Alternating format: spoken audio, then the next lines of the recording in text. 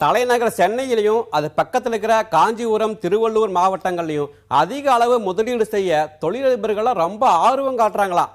சரி, அப்படியே ஆகட்டும்னு சிக்னலும் கிடைச்சிருச்சுங்களாம். பேசிக்கிறாங்க.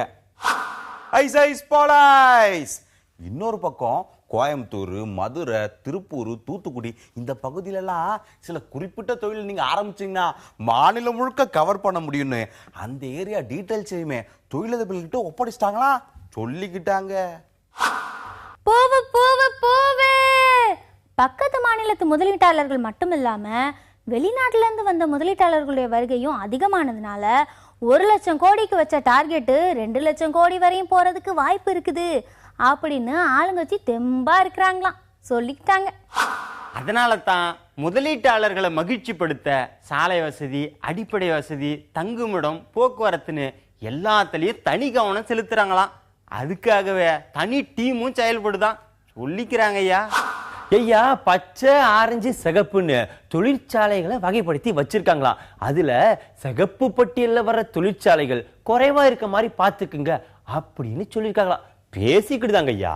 ஏன்னா நாளைக்கு மாசு கட்டுப்பாடு, சுற்றுச்சூழல்னு சொல்லி தொழிற்சாலைக்கு எந்த பிரச்சனையும் வந்துடக்கூடாது.